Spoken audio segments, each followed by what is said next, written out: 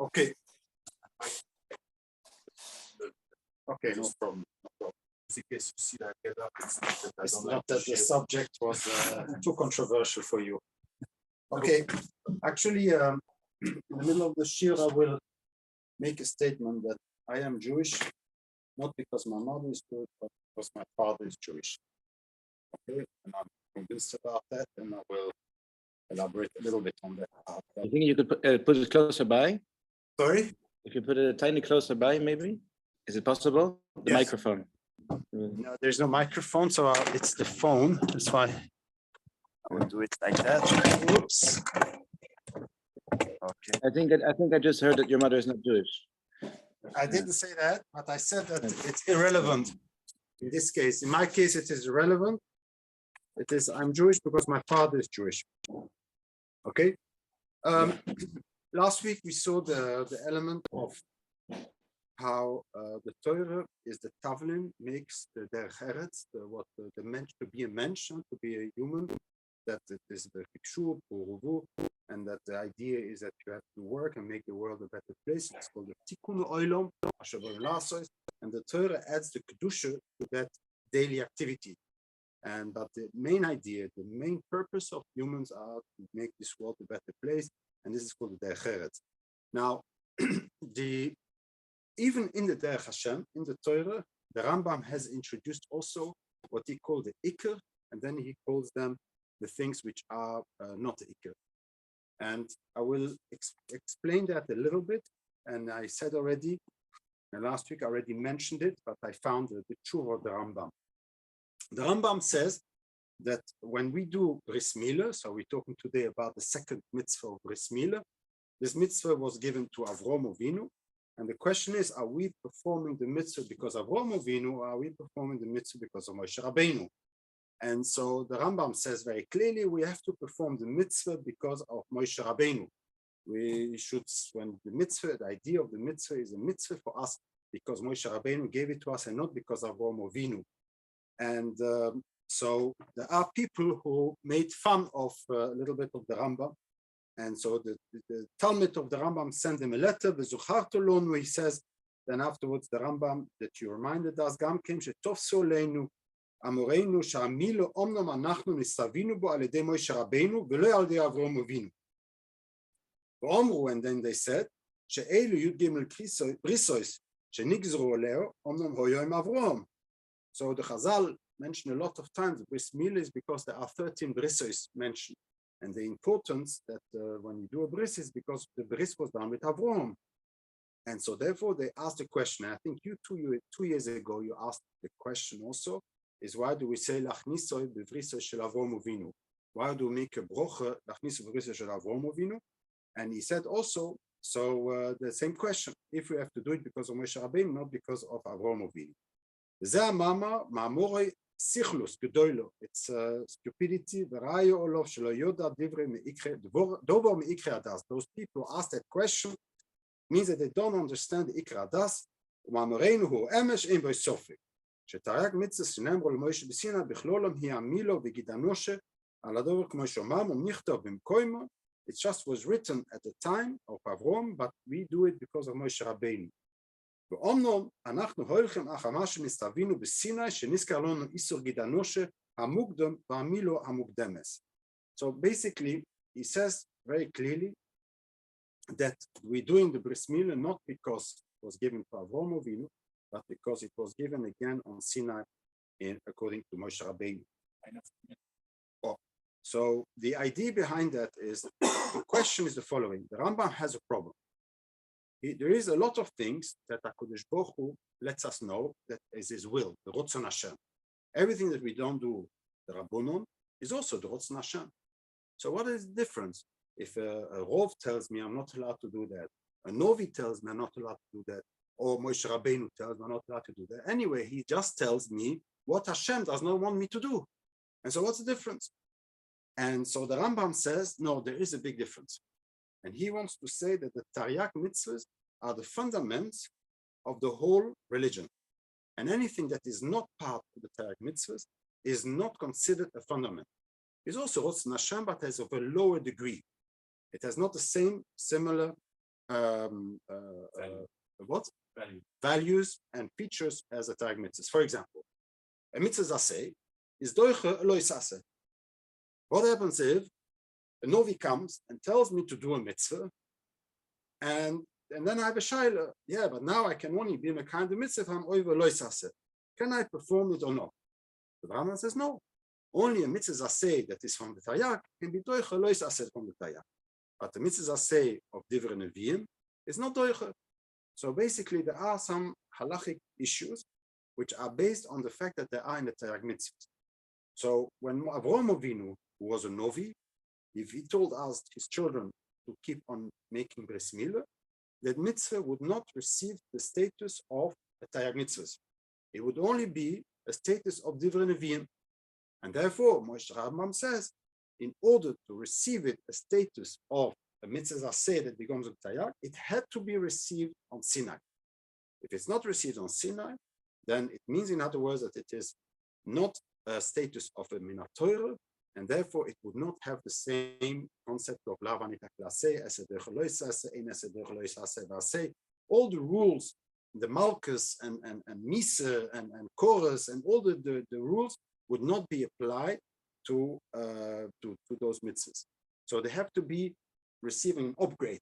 It's an upgrade of a mitzvah from a divrei neviim towards a divrei of Taryag. According to the Rambam, if it would be for Yeah. it wouldn't be. According to the Rambam, you're right. They're not, unless the Torah itself, the mitzvahs of neviim tell you to do it also. Or b'yom hashmini. It's maybe, yeah. I don't know. There are all kinds of questions that you can ask, but let's say short of the Rambam. It's really his own yesod. He calls it Ikre Hadas because he gives the Taryag mitzvahs this special status, and he associates it also to time and space. So he says it has to be given on Sinai at the time, and also on Sinai, not downstairs. Not if Moshe Rabbeinu would have created would have learned and do a new mitzvah. This does not have a status of Taryag mitzvahs, even if it was on Sinai, but not during. So those who attacked the Rambam, actually, they were against the fact that he elevated this mitzvah. They did not understand what's the purpose. It's all Ratzon Hashem. So what is different between a divrei neviim and a divrei Torah? But there is no fundamental difference. It's only an halachic difference. According to the Rambam, it's fundament. The Judaism started on Sinai. That's where, and it's the Chomtwet, it's the constitution of Judaism is the Taryag mitzvahs. All the rest have to be included in the Taryag mitzvahs, and otherwise there is no, everything else is just culture or minhagim. Sorry? But he agrees that it's Yeah. So the Bris Avraham Avinu, that Moshe Rabbeinu just gave it an upgrade in the status of a mitzvah zaseh that can be part of the Taryag. That's why, because the Rambam, the Loshen in the Rambam is indeed that Moshe Rabbeinu was mashlim. Because the steer with the Rambam is, he says that Avraham gave us Miloh, and with Yaakov we received the Danoshe, and then Moshe Rabbeinu were mashlim the rest. So before she says that Avraham gave us Miloh. So no, mashlim, the word hashloma means to upgrade, to be mashlim the quality. So it used to be a quality of a lower degree, only a mitzvah of divrei neviim, and then it became a high degree, which makes it to become a Taryag mitzvah. So this is the idea. So it has all the sgulas, the shloishes brisos, and the achniso b'briso shel Avraham Avinu definitively. But as a mitzvah zaseh, it received a status of mitzvah zaseh on Sinai, so that it's now a part of the Taryag mitzvah. So this is an interesting Rambam, and it's really very fundamental. And you see it also. In all his Yad HaChazukah, he tries to understand if it is the Torah, the Resoifen, the Rabbonon. So he gives them, always tries to be differentiating on what it is exactly. So this is the first part. The second part I would like to discuss is there is actually in the mitzvah of Bris Miloh, there are 4 different kinds of mitzvahs. And we know there is only one mitzvah of Bris Milah, but in the Rishonim after the Rambam and also before the Rambam, also the Geonim, they had two mitzvahs. One mitzvah was the Yelid Bais, Ben Shmonas Yom Yimo Lechem Kol Zocher Dorasem Yelid Boys, Miknas Kesef, and the second mitzvah was Miknas Kesef, Mikol Benecho Asheloi Mizarachu. So here you have already two different mitzvahs, Yelid Bais, Miknas Kesef. The Smak, Sefer Mitzvah Cotton, he wrote us also his own Taryag mitzvahs, kind of a bit low, and he doesn't finish, but he only takes the one that are valid today. And he says there are four mitzvahs. He counts Milah as four different mitzvahs are said. You have to mal yourself, a mitzvah. If you're not mal, then you have to mal yourself. The second one, if your child, if you have a child, then you have to make a bris milah. The Yelid bias, if you have an eved, and this eved has a shifro, and the shifro has a child, then you have to mal the child of the shifro. And then you have the miknas kesef. If you bought an eved, and the eved is not mohul, then you have to mal. Now you will say, how can you count it as four different ones? No, there's a fundamental difference. People don't know, but there is a fundamental difference between a Yelid Bais and Miknas Kesef. A Yelid Bais, if you have an eved, a shifro, for example, and she has a child, you mechuyev to mal that child only from the 8th day, like it would be your own son. Whoever is born in your household, you have to mal also the 8th day. If you buy an eved, even the eved is only 1 day old, you have to mal straight away. You don't wait 8 days, but it's straight away you have to mal.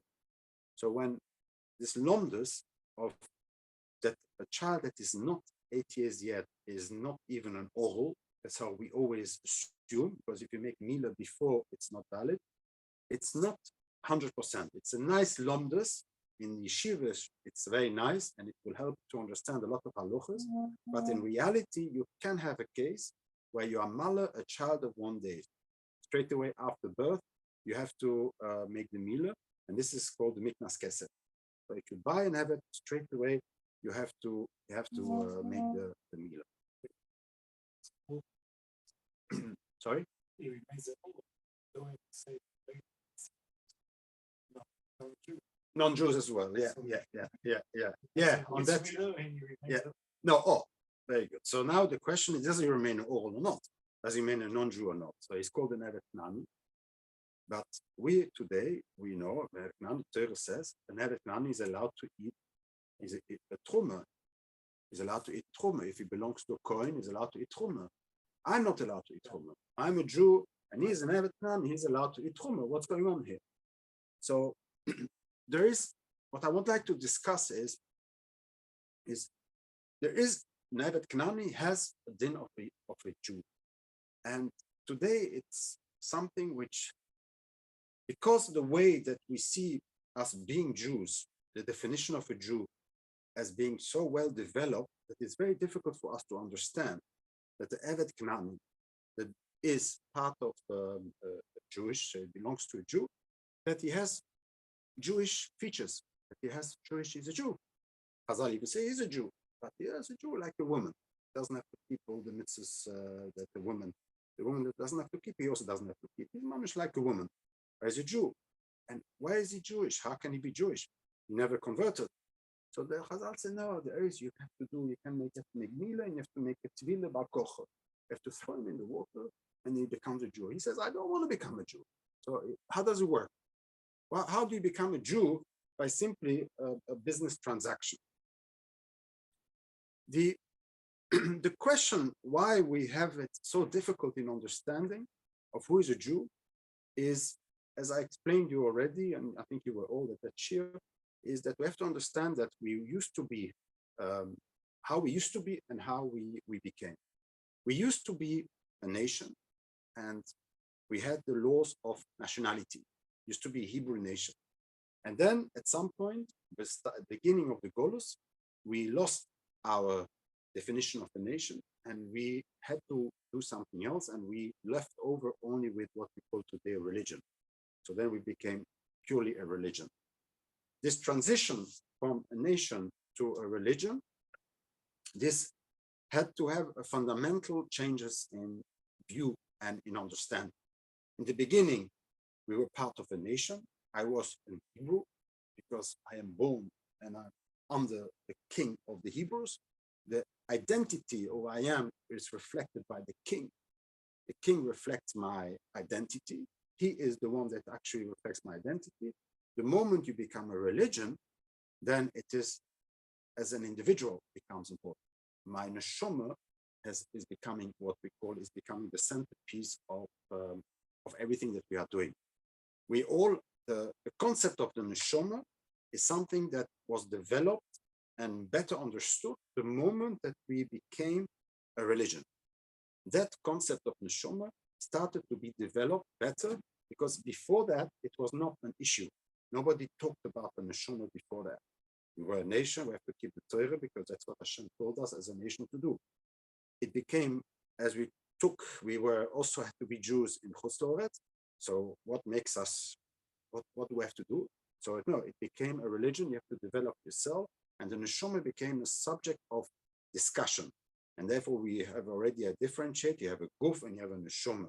And even in the neshama, there is much more that were developed, like the neshama, the ruach, and the nefesh. And so we have separated them as, and then we associate parts of the body, the moyach, the lev, and the koved. So they have different levels, and we started to develop that concept very, very highly.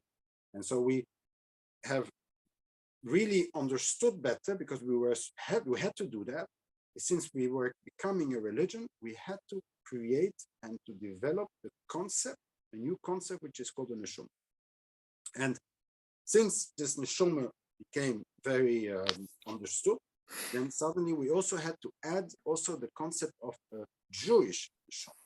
So that suddenly a Jew and a non-Jew is not different just because he's got different DNAs. It's not biological, but it is because the neshama is different. So we have to differentiate between the neshama of a Jew and the neshama of a Gentile. And those two. Is there an evolutionary error that we can point at, knowing what came when did it start, when did it develop, what changed? I cannot give you a when. It's really, for me, it is really something that became relevant when we started the Golus. So when the Golus started after the Churban Bayis Rishon, if you want. In that moment on, the concept of the neshama and the Jewish neshama versus the non-Jewish neshama is becoming really relevant, because that's the only difference between us and the goyim is now the neshama. Because biologically, we are different because we are different as you and me are different. There's no much difference, but the only idea behind it is that the neshama, that we have a Jewish neshama. So just because Dafka Ezra was let's say by Sheni, he was still, let's say, Mafrid, right? When he came to Yerushalayim and there were the mixed couples. No, I'm jumping because you started about the Jewish mother and Jewish father. Yeah, I will come to that. I will come to Ezra. I will come to Ezra.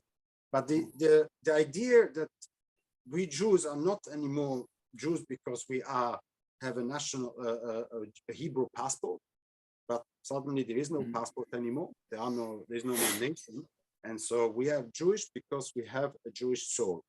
So that concept really, really well developed in time. They even they say that this is what the Kuzari says. It's not true. The Kuzari doesn't really say that, but let's not discuss that element.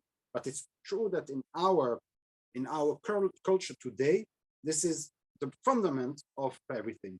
And so therefore also a Giur means that a Goy that becomes a Jew, his neshama has to leave and he has to be replaced with a Jewish neshama. And when he comes out of the mikveh, that's what things is happening. That concept is very well developed later on. And it can explain a lot of halachas, issues of halachas that exist as well. But you don't see that in Chazal. So Chazal don't speak about that. Yes, there is a ger shenizgar kegoten shenoilad domi. That does not mean that there is a new neshama. It just means that all his family members are not also on him. So theoretically, he would be allowed to marry his sister because it's ger shenoilad domi. That's the expression of Chazal. To give it a metaphysical explanation is something that is beautiful, and I agree with that, but it's not something which, if you would ask the Amoire who says that, if that's what he meant, he would say, no, I never meant that. I just meant to say that this is the concept that you're allowed to marry all your sister because it's like you are Kenoila Domi, but not that you have suddenly your neshama went away and the new neshama came in. That part is not something that was relevant at the time of the discussion. We also see, for example, the element of chorus. I already said that, the element of chorus. Today we see chorus is the element of the neshama that gets cut off. Again, the neshama. But originally, that's always the expression that there will be, he will outcast. He's not part of the Jewish nation anymore. So literally, chorus means you lose your passport. You lose your nationality. We take away your passport, your nationality. But since we don't have that, so it became kind of, HaNefesh became the neshama, and it became the element of the neshama. Your neshama is not anymore part of the Jewish neshama, as you would translate it in that case. And so this concept has been developed so well that at some point, the question of who is a Jew became very relevant. How do you receive this Jewish neshama? And he also, the religion, the difference between religion and nation, as we already explained, is the difference between male and female. Male is pragmatic. Those who have read the book Men Are from Mars and Women from Venus, they will know that we men, we have a fixed head. When we listen to our wives, you know, when your wife talks to you, don't answer, you just say, listen. You make sure that you listened well and you show her that you listen. And don't start straight away coming with answers, with fixing it and trying to tell her straight away. She doesn't appreciate it. She doesn't ask for that. She just wants you to listen and to show your empathy, and then she's happy. She's not looking for solutions. We are solution-oriented, we are pragmatic. And so similarly is also religion. Religion, the whole idea of religion is the feminine part of Hebrewism, as I explained you a long time ago. And it is about, Judaism is about submissiveness to Hashem, which is female, with submissiveness. And it's about communication. It's always about communication with Hashem. It's connection, dibuk. The union of man and woman is about dibuk. So it's all about the dibuk of Hashem and the communication with Hashem and the submissiveness to Hashem. And so it's not surprisingly that the transmission of the neshama was attributed to the woman. The woman, the mother figure, is the core figure, like the what do you call it, the one that we look up to, because it's a female. Judaism is becoming even more at the time effeminate. We become more and more, we daven more, we say Tehillim more. Things that used to be more attributed to women, man also do. A lot of men now you'll see after davening saying Tehillim. It's clear we go into that direction, and it's all about submissiveness, and it's about communication with Hashem, talking to Hashem, listening to Hashem, etc., etc. So it's all about that. In the beginning, you don't see that at all. There is no clear, in the contrary, you have 99% of cases, if you look in the Torah, and say 99, not 100%, 99% of cases where you see that Judaism is transmitted through the father. It's Moshe Rabbeinu married the Midyanis, and we all married non-Jewish people, and we don't see that that this was a problem. It was not necessarily a problem unless there is an issue of intermarriage. That's the separate. That's his Chatem bond. But yeah. Oh, so yeah. So there are different. Yeah. It's not a posuk. It's not a posuk. It's a diuk. Ki Yosir as bincho. So it's a diuk. Yosir. Why does it say Ki Yosir no Yitzosir as bincho?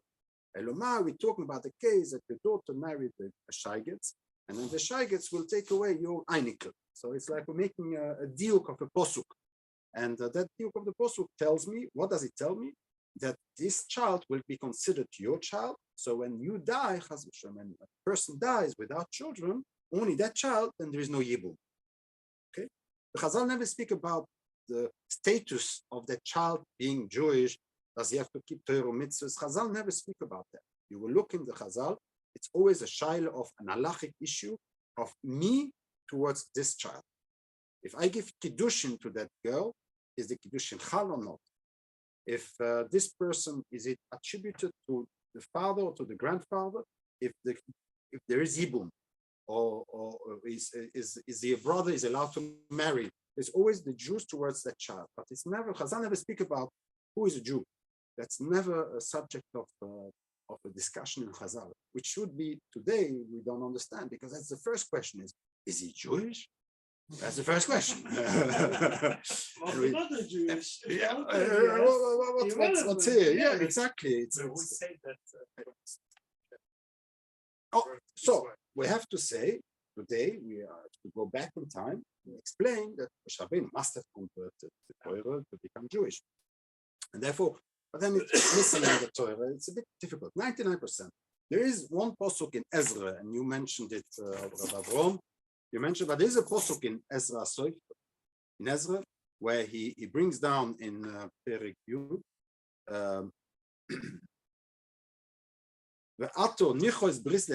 So they complain, no, you're right, we were marrying with non-Jewish women, noshim nochiyah, the whole story there. To send away all the women, and all the children. So here is the only case where it's clear that the noilad mehem, we send them away. So they had to send away their children from shiksas. They had to send them away. So you see here, there is, for me, and it's interesting because nobody brings it down. I saw it by chance through one of the YouTube movies, but there's no Chazal not bringing this posuk. This is a clear. But here is a clear posuk that it's not Jewish, we send them away. Now you can say they're still Jewish, but because they're oil with the Zohar and etc., they are part of the mother, and but in any case, the question of the Jewishness is Yehudi, to be who is Yehudi, who has a nefesh Yehudi and a neshama. That's something which is more of a modern discussion and was not part of the Chazal and even in the Rishonim.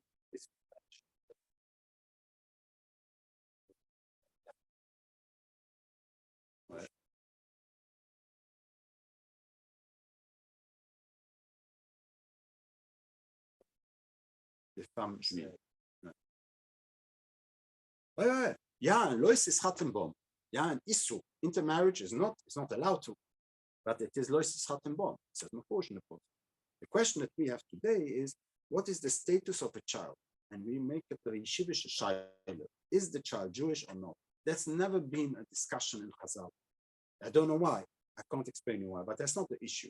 The issue was always, as I explained to you, is either the marriage on itself of the mother being married to this person, you have to send her away, or it is about the element of lomdish halachic issue of the status of this child towards me. Is it misyachas to me or not? Regabe poruvu, regabe yibum, etc., etc. Oh. Yeah. Yeah. So you need kind of a definition. So my theory, and I'm going to put it forward here, is that the Jewishness is not matrilineal, but it is patrilineal. So I am Jewish because my father is Jewish, full stop. And I am convinced about that. There is no issue. Nobody can convince me not like that. So you would say, yes, but 1 second, you're Jewish. If your father would not be your father, but he would be the Shaygitz, that if my mother would be with a non-Jew and I would be born, then you would you be non-Jewish? No, I would also be Jewish. Why? Because my mother's father was Jewish. Because my grandfather was Jewish. That's why I'm Jewish. So Jewishness comes over through the father, and I will explain you what I mean by that. There is, if you want, you have a word which I would like to introduce, and it's a good word, and it's called the patrimonium. I don't know if it's a good English, but the patrimonium. It's everything that a person, patri, the father, has in his patrimonium. It's his belongings. It's a word which is international, French and Flemish, and the pater means father. Pater familias, the patrimonium. The Jewishness, the Hebrewnness, was something that was as part of a patrimonium. So it was my patrimonium. And when I married a woman, she became part of my patrimonium. If my daughter had to marry out, I was not allowed to marry within my patrimonium. That's what the Torah asked, that a man should marry his sister. He has to marry outside of his sister. The curve that the Torah asked is in order for patrimonium to exchange, to communicate with each other through marriage. So you're not allowed to marry family in order to force you to marry outside of the patrimonium. Hashem wants to bind families together in order to create a cohesion in the family. Otherwise, people would only marry their own family. The Tzadi Gaon says that. Would only family, and then again, you would have wars. You would have suddenly a discordance. So the idea, you have to marry between, sorry? No, man, you know, everybody thinks that his family is the top, and you know, we don't want. It's making a shidduch is not so easy always. To make a shidduch is you have to look away because I am, and this one, it's a schwachere mishpuche. It's always something like that. Sorry. What? Sorry. If the only great problem for family. Yeah. But in this case, it's clear that Torah wants to. So everything that belongs to me is by definition Jewish. So if I buy an Evet, this Evet belongs to me, it is Jewish. Because it's part of my patrimonium. My daughter is Jewish because she's part of my patrimonium. The moment that she marries another man, which cannot be my other son, so she moves from one patrimonium to the other. Lo sikach, it's always lo siten as bitro, and lo sikach le bincho. Lo sikach le bincho is to take for your son a woman, she becomes part of your patrimonium, and when you give your daughter, you give daughter away to another patrimonium. So a daughter you give away, and for a son you get. The sikach and lo siten. It's always, you'll find it always also in Ezra. I saw it just by chance now. It's the same expressions. So everything that belongs to patrimonium is part. So the question is, if I marry a shiksa, then she belongs to patrimonium of Mr. Janssens. She is patrimonium of Mr. Janssens. And then normally she would become Jewish by just marriage. But since the Torah said lo yischatenbom, that transfer never occurred. Because you are continuously have to divorce her. You have to send her away. You have to be megarish her. Not with a get, because there's no kiddushin chal, but you have to send her away. Because this is you're not allowed to marry her.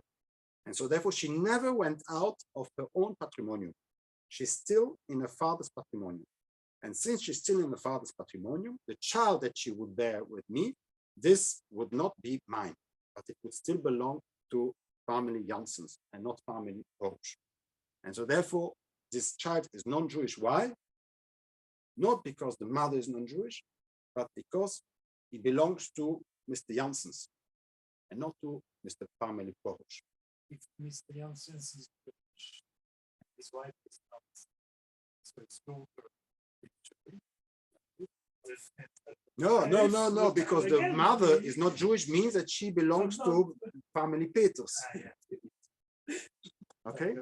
That child. So basically, the point here is, so, and if my daughter now marries, has a child with a non-Jew, then this child is Jewish, not because my daughter is Jewish, but because she never went out from my patrimonium. Even if she moves out physically, but because the Kiddushin, it says Lo Yischatenbo, the Kiddushin is not Chal, there is no marriage, she has to come back.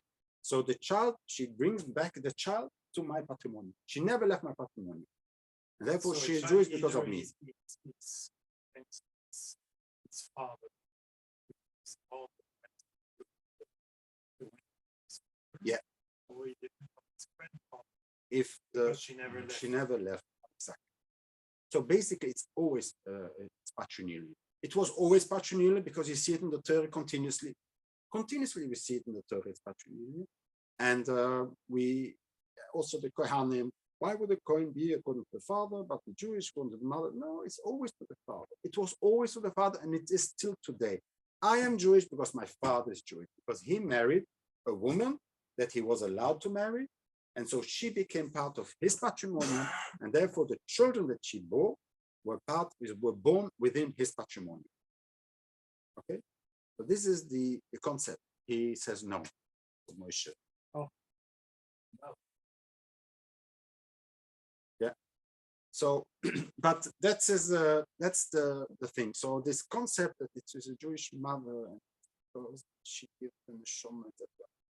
I don't believe in it. I say it's because of the father, and it's just that if the woman is a non-Jewish and she comes in here, since we have to divorce her, she has to send her away, and therefore she never came inside, and then the child that is born is still born in the patrimonium of Mr. Janssens and not of Mr. Porush. Would we say that back in those days, since they didn't have DNA tests, things, yeah, that's why you wouldn't be sure that who is the real father? Who's the father? So they said we're sure it's from the mother. We know she's Jewish. Yeah, that's what we call a scientific posteriori theory to explain it as well. So you have indeed, this is the easier way. Also, the problems later on with rapes and golas, and it creates problems. And so whoever is, it's a Jewish, but you don't need to come to that. You don't need to come to that. I believe that it was like that already before, and it is still today like. And it's just a mechanical. It's easy to understand. The rule is just became a rule. If the mother is Jewish, then you're Jewish. And then was a rule, and then we thought, that means that the mother is the cause of the Jewishness. It's not. The mother is not the cause. It's the father that is the cause of the. Oh, sorry. It's a moyen pour arriver à expliquer. The maskon is the same, but it's not that the mother gives the neshama, it is the father that gave the neshama. And it's not the neshama also, the father, it is the patrimonium of the.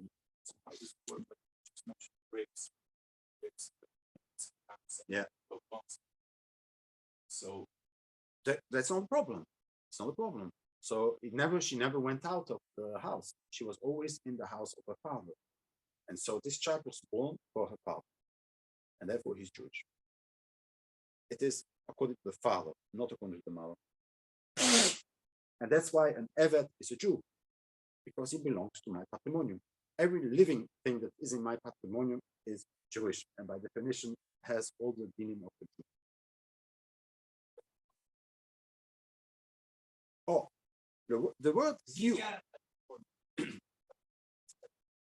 Ouais. Ouais. Ouais.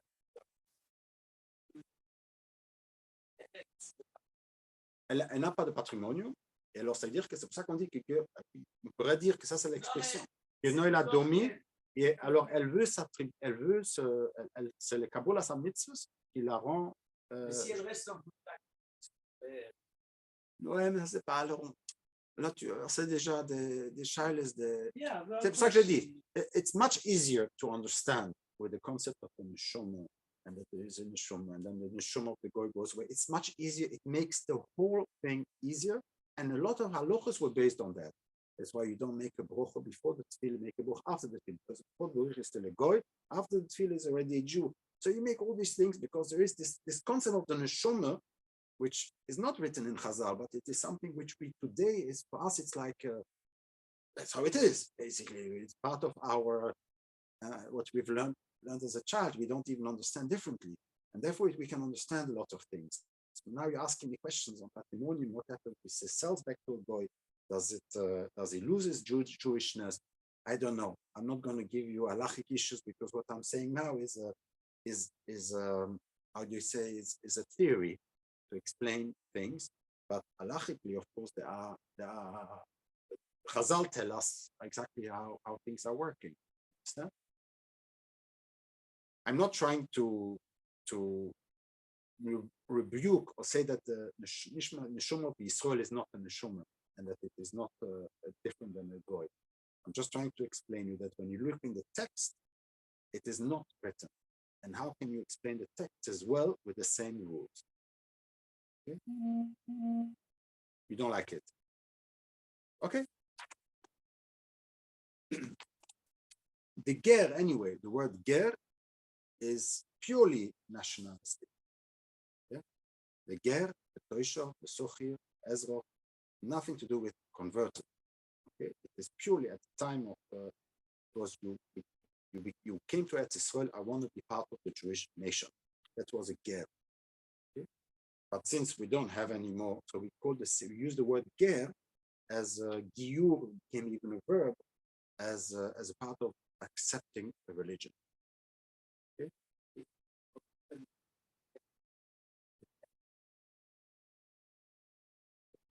Ouais.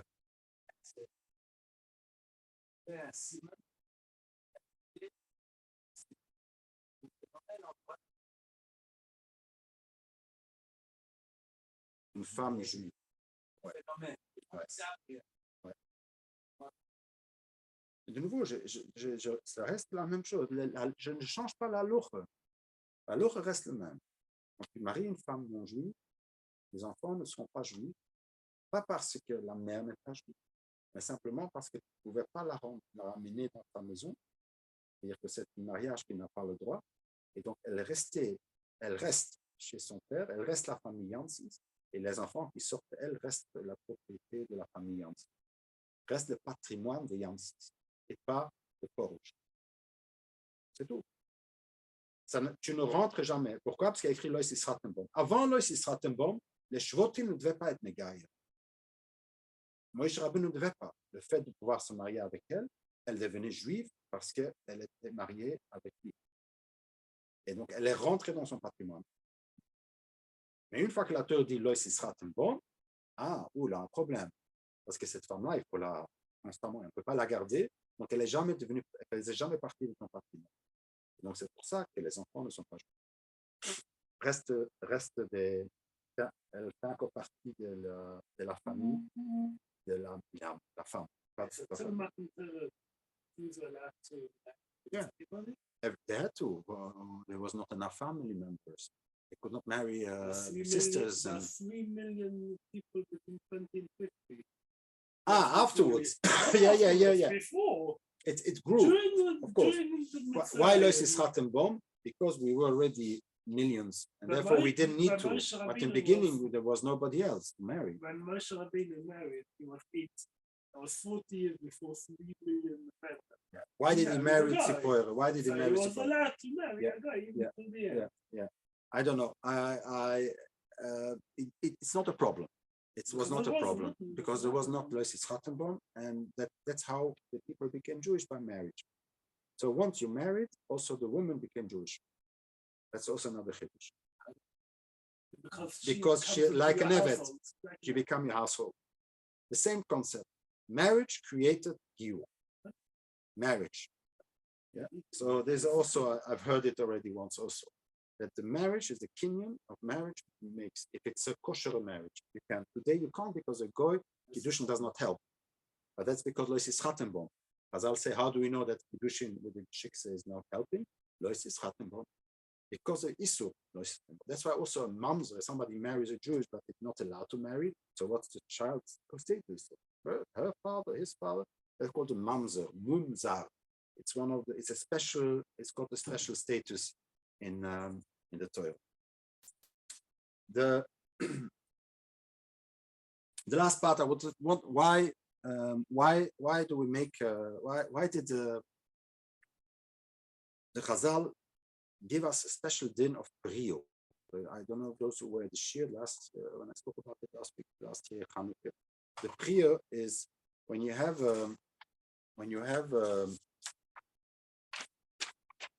it's difficult for us to know because we have already our penis is already circumcised, but you have to understand that there is a skin which looks like that, which covers the top of the penis, and so this covers the top of the penis when there is an erection, then this part of this, it goes like that, and then it covers completely.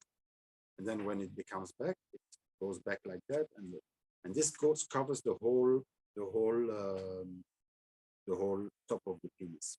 Now, the idea behind it is that you have to cut off that piece. So you're cutting it off vertically, and so you have two pieces of skin that remains. You have the bottom part of the skin and the top part of the skin. The top part of the skin straight away retracts to the beginning and dies because it does not have the blood flow. I guess the blood flow comes like that. Okay? But that part of the skin can still remain.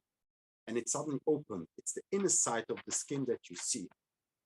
And that side can remain over the top of the thing. And that's what the Moil has to still with his nail, cut it open in order for it to retract as well. Because otherwise it remains covering, and it can be painful for the baby also.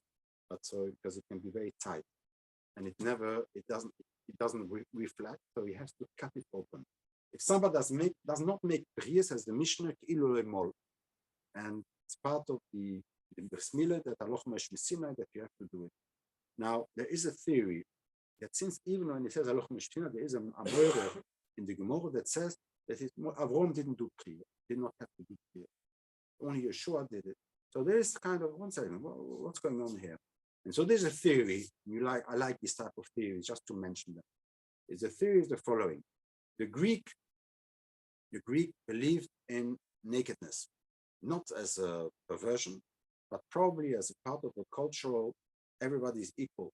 Clothes makes a difference in social classes, and we want all to be equal. So no clothes, and etc. So they used to go to bathhouses and gymnasiums. And there they were talking about politics, about business, but everybody was naked in order not to show any differences in status, so that everybody should be equal.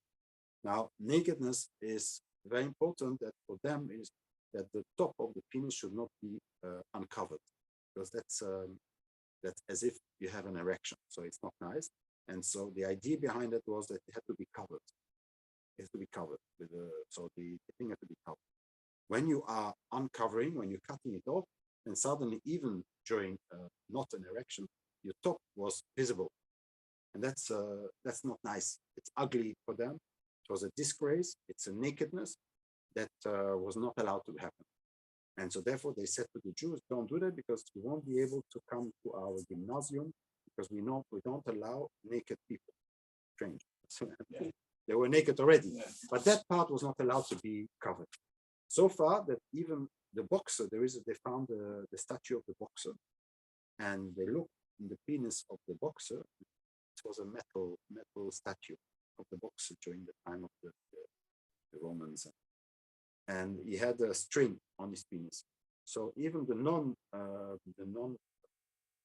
Arelim, they also they kept the string to make sure that the foreskin should not flap, because that would be a disgrace. People would start they would not like it. And so they had to keep it, make sure, because when a boxer moves around and suddenly he can make a movement that the foreskin would flap, and then the top of the penis, the acle, I don't know if you call it in English, the gland would uncover, and that would be an horrible nakedness. And so therefore so what did the Jew do? The Jew that were ambitious with the children, wanted to give them a chance.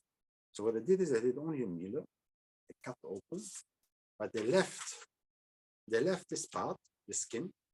And the advantage of leaving that skin is, first of all, it's covered, then your penis is still covered with a small skin. But second of all, if you would pull new skin over it and hold it for a few weeks, the skin would start growing together. And then you would have what's called a moshuch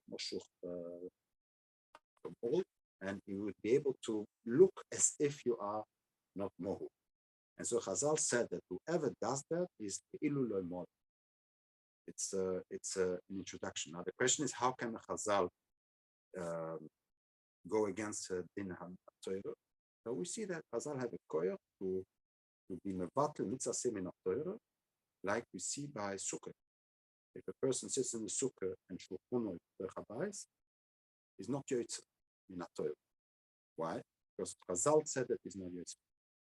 I said to my sukkah, I said, no, Gezeru Shama Yimushech. Therefore, Chazal had a koyach to be mevatel and say that you were not mekayim the mitzvah of Miloh, and you have to do it again. You still chayv forest. And so this is the theory behind that. That the Priya is something that was mainly introduced later on in the time of the Greek, when they did not want us to do Miloh. So for them, the Miloh on itself is the problem of the Miloh is the nakedness, and that's why they saw it as a going backwards culturally, and that will not enable them to do business together, things like that.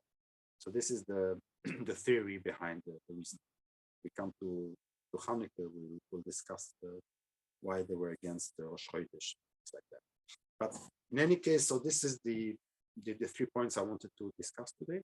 The first point was the element of Taryag mitzvahs. The Miloh became part of the Taryag mitzvahs. It got upgraded to the status of the mitzvahs are safe on the Taryag. Until then, it was a mitzvahs only of Nevi'im. The second point I wanted to do is that everybody that belongs to patrimonium, if the pater of the patrimonium is Jewish, then every living that part of the patrimonium is also Jewish by definition. And this can explain also that I am a Jew, not because my mother is Jewish, but simply because my father is Jewish. And if my father would not be Jewish, I would be Jewish because my mother's father is Jewish. Therefore, I'm still, but it is patrilineal and it is not matrilineal. And the idea of it is that the reason why we went in explaining it, because as we became a religion, we were forced to also start thinking about what makes me as a Jew different than the guy in the street. And so it must have been the neshama which is the identity, and this is the individual. And the neshama, then we have to say that there is a Jewish neshama and a non-Jewish neshama, and therefore we have to say that when a person becomes a ger, he loses his neshama and receives a new neshama. So this whole concept very well developed and is in halachic, very well developed in halachic perspective as well. But we could also explain it in a different way if you read the text without having the issues, because in the text it's clear that we are patrilineal. There is also a kind of proof from Josephus and Miloh. They don't mention that the Jew becomes a Jew through the mother. Contrary, they discuss things of the father. And so how can it be? I mean, if it's something which is so fundamental, this fundamental question of who is a Jew did not exist in time of Chazal somehow. This still requires why. The halachic questions is more whether or not it can be counted as a minion, whether or not you're considered as a son, all kind of different halachos. But the Jewishness on itself is never really a discussion of the Kiddushin Achal or not. But the Jewishness on itself, which is the fundament, is not discussed in Chazal. They don't seem to have this as an issue. And then we also discussed the element of the trio, which is instituted, is a theory. It's only a theory that it was instituted later in order to make sure that the Jews should not adhere to the Greek practice of not allowing us to mal, because then we would have a nakedness, and that the priya was a way to stop, to be able to regrow the skin back even after you've cut it. And that is something that Chazal did not want, and therefore the priya is very important. But you say it's Yeshua. Yeshua, but it means already, no, the point of this professor is they're already saying Yeshua, and Avram not. How can it be? But if already Yeshua, maybe say Antiochus, or I don't know whom. So already, I'm not saying it's not the traditional yeshivish rabbonim that are saying that. It is more of the academic world. But I just wanted to mention because it's there is a lot, we can better understand a lot of things with this type of explanation. Next week, Mr. Hashem, will see the mitzvah of Gid Anosha. I would like to discuss indeed the relationship between Jews and Christians, because that's really the mitzvah of Gid Anosha. Okay, have a good day, everybody. You too.